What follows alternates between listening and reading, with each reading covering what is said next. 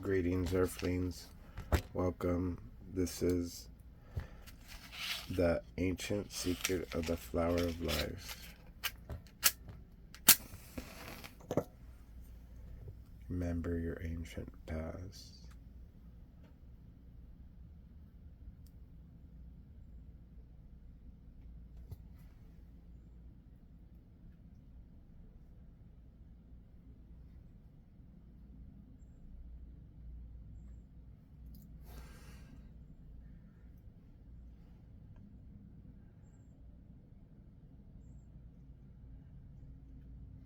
It smells really good.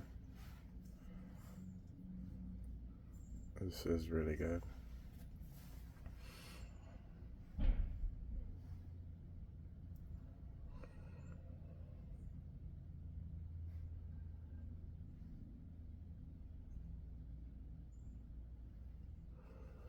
Smells really good. Oh yeah, Cyborg 165. Okay, thank you. So here we go. The ancient secret of the flower of life. Where we left off. Thoth, geometrist, and the flower of life.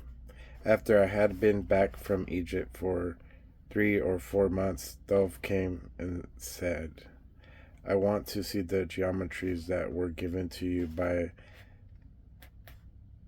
the angel. The angels had given me the basic information, geometries of how reality is related to spirit, and the angels had taught me the meditation I'm going to give to you. This meditation was one of the first things Thoth wanted from me. That was the exchange. I received all of his memories and he received the meditation. He wanted the meditation because it was a lot easier than the methods he was using. This way of staying alive for 52,000 years was very tenuous. It was like hanging on by a thread. It required him to spend 2 hours every day in meditation or he would die. He had to spend 1 hour with his head to the north and his feet to the south. See, this is what's exactly in the Emerald Tablets, and he knows what ta-da. So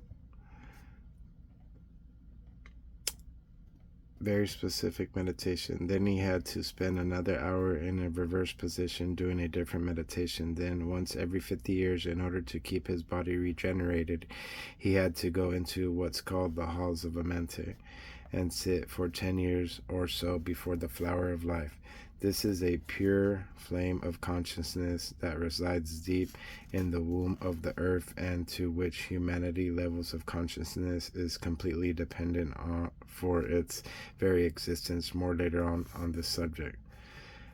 Yeah, so in the Emerald Tablets it says that the halls of Amenti, and then they go deep down in earth, and then he opens up like this this basically opens up through the walls like this portal, and then it goes all the way down, and then like the shadow of darkness is sitting on its throne and stuff, and he's all kinds of stuff. So I'm thinking like he read the tablets too, you know, because they've been around for a long time. So this is it.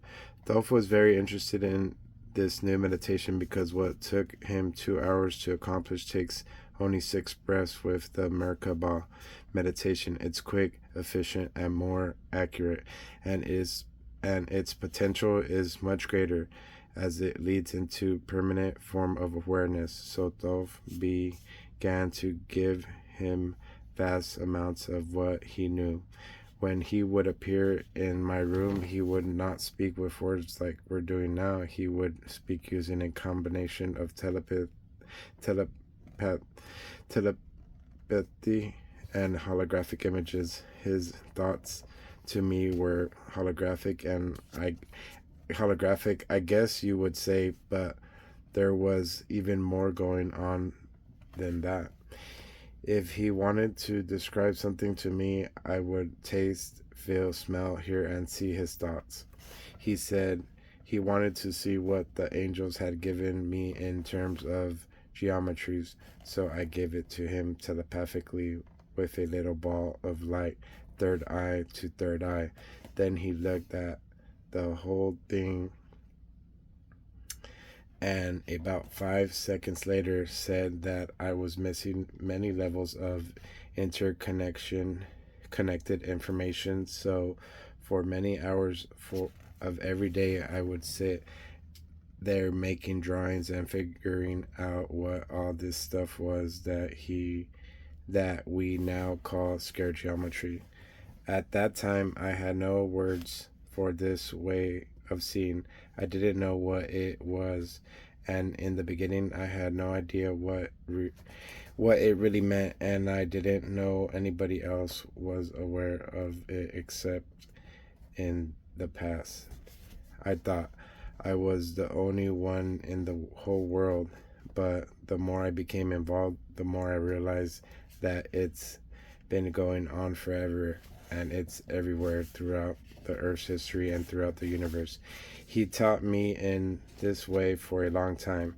Finally, we came up with a single drawing, which he said contains everything, all knowledge, both male and female, no exceptions. This is one. This is the one. I know this is an outrageous statement to make this early in this writing, but this one drawing, according to Thove, contains within its proportions very every single aspect of life there is. It contains every single mathematical formula, every law of physics, every harmony in music, every biological life form, right down to your specific body. It contains every atom, every dimensional level, absolutely everything that's within waveforms universe. All explained in a moment about waveforms universes. After he taught me, so what he's referring to is this, the flower line. I'm sure you guys seen this a lot of different places. My reading is like all robotic, and so I need to be more fluid. Front of the SETI, one temple at Adobos, looking down the lane, the temple facade in figure. So this is the holes.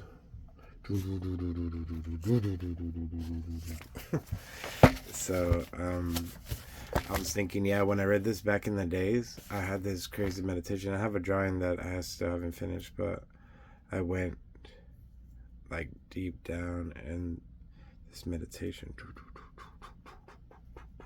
and then we had to rise up and then go through this obstacle course, go through some alligators. It was crazy.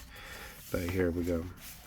Carved bands of time. In recent times, archaeologists have discovered something very interesting about the wall carvings in Egypt temples. Tourists usually notice that there appears to be a great deal of vandalism on the walls, where a lot of the hieroglyphs, especially ones of the immortals, had been chipped off and destroyed. What they might not notice is that the chipping is in a scientific horizontal band from about eye height up to about 12 to 15 feet. There is no chipping above or below that. I didn't even notice that when I was there. It just didn't click. It didn't click for a lot of Egyptian archaeologists either for hundreds of years until somebody finally said it. Hey, the destruction is always in this very specific region. From the realization, they began to understand that there was a difference between the region below and the destruction and the one above. They finally figured out that there are time bands on the walls. The bands from about eye height down to the floor level would represent the past. The bands from eye height up to about 15 feet or so would represent the present. The time and the time the temple was built. The higher than that, these temples sometimes go up 40 feet or and more. Would tell about what will occur in the future. So they're like building, stacking or something. The archaeologists then realized that the only people who could have understood this relationship and actually chipped the hieroglyphs was the priesthood of the temple. The priests were the only ones who would have known that they were chipping out only the present. An ordinary vandal would not have been so precise in selecting only the band representing the present. Besides, destroyers did not come in with a sledgehammer. They actually chipped certain things out very carefully. It has taken all these centuries to figure this out. So they're destroying certain, timelines. But yeah, even in the Green Emerald tablets, it says that civilizations came and went, and some are remembered and some are not. So it just shows you like there's so much things that got wiped out. This is the front of the Seti temple at Abdos. This is a portion of a huge, huge temple. I know now of at least two proofs that the Egyptians could see into the future. Yeah, they could. I'm pretty sure. Pretty sure. I have a picture of one of these, way up high on one of the beams in this portion of the first temple at Abdos is something that if you've ever seen it before, it's hard to believe, but it's there. I'm going to get a picture of the other one the next time I visit Egypt because I know exactly where it is. I think these two pictures are absolute proof beyond any doubt at all that they were able to see the future. How they did it, I don't know. That's up to you to figure out. But the fact is they did. At the very end, I'll show the picture that proves this.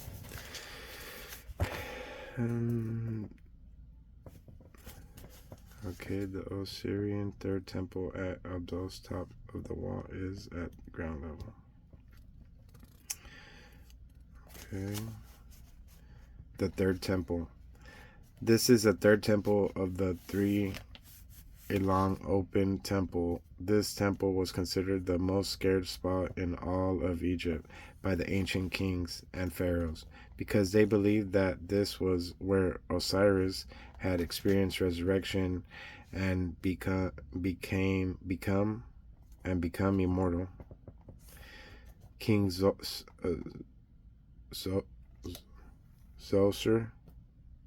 who built the beautiful funerary complex at Saqqara with its famous step pyramid, supposedly for his burial, did not bury himself there. Instead, he buried himself at this little unpretentious back temple.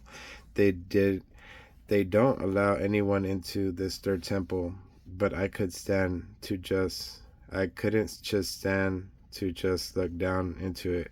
There was nobody around that I could see, so I dropped down over the wall and into the courtyard. I managed to get about 5 minutes of space before the Egyptians began yelling at me, "Get out." I thought they were going to arrest me, but they didn't. The hieroglyphs in there are extraordinary, nothing like you would see anywhere else. The simplicity and the perfection of the drawings is remarkable. Yeah, I think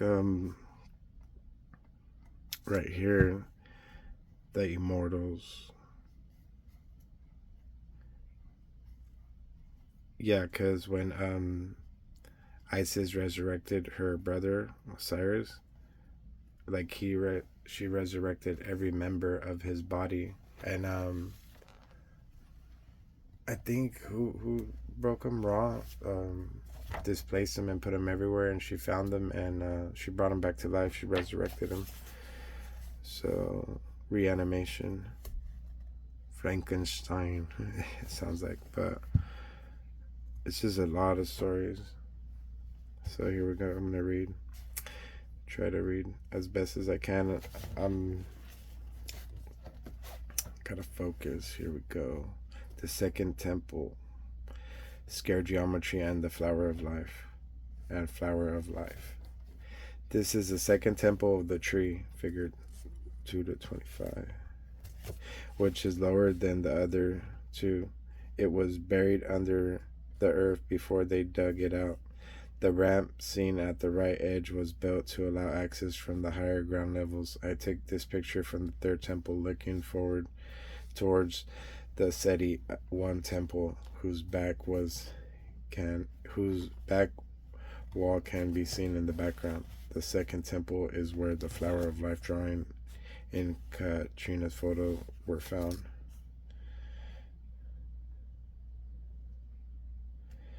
Underground temples.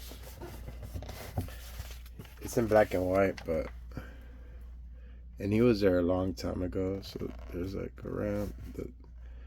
So that drawing's been everywhere. It's been like seen everywhere throughout the world, you know. You know. Here we go. They allow you to go into only one place in the second temple, which happened to be perfect place. The second temple is mostly filled with water now because the Nile has risen. But when it was first found, it was open and dry.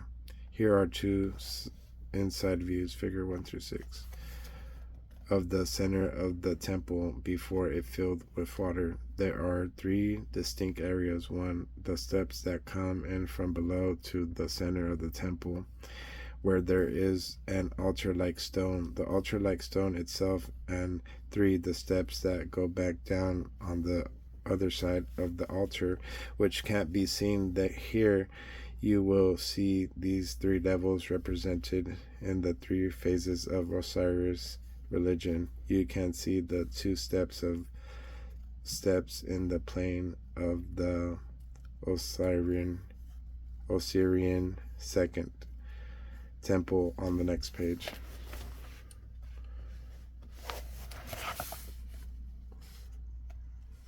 He has risen. They're like descending levels.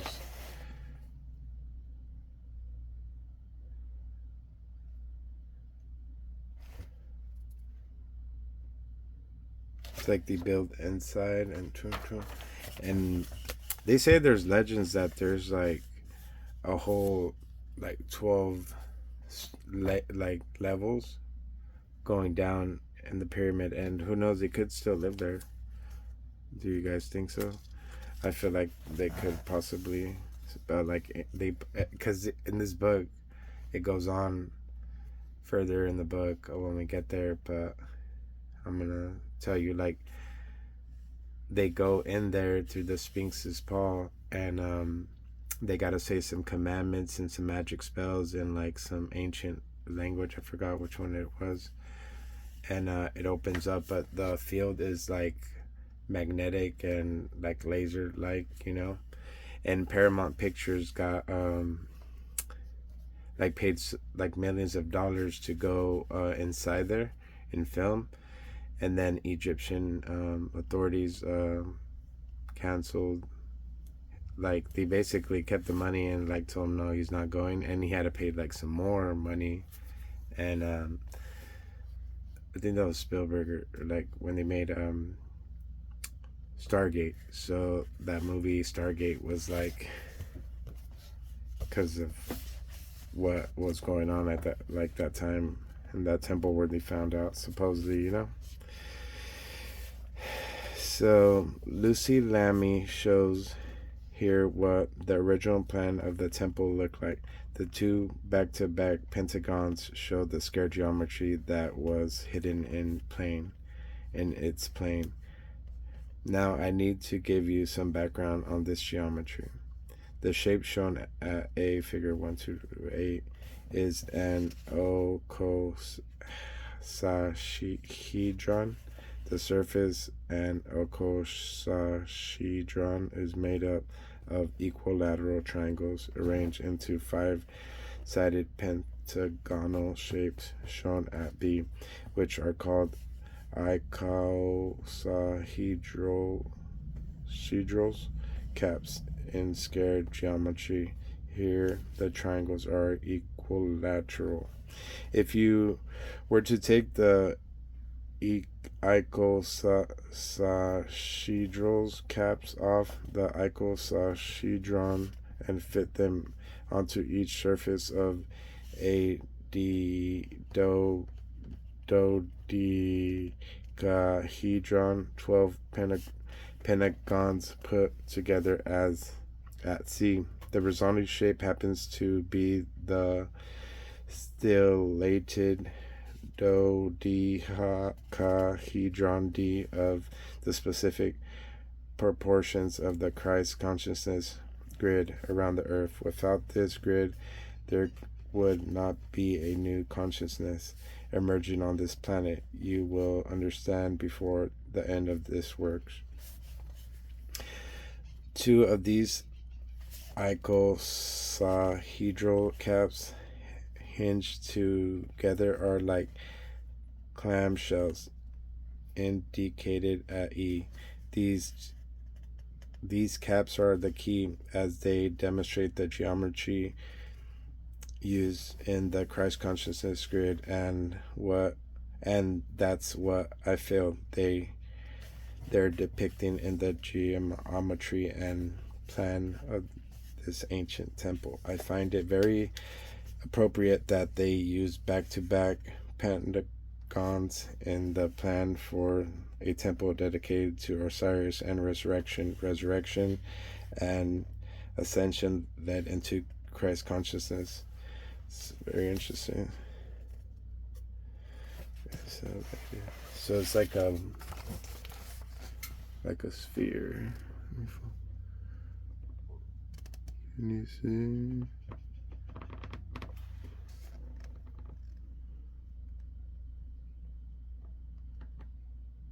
It looks like a key too. It looks like the fifth element key. So I think I'm gonna end there for right now. And it's getting good, really good. And a lot of interesting things. And thank you for bearing with me in my translation and reading of this Ancient Secret of Flower of Life, Volume 1. Very interesting. A lot of stuff. Lots of information. But I appreciate y'all. Take care. God bless you. And have a good day. The future's in your mind.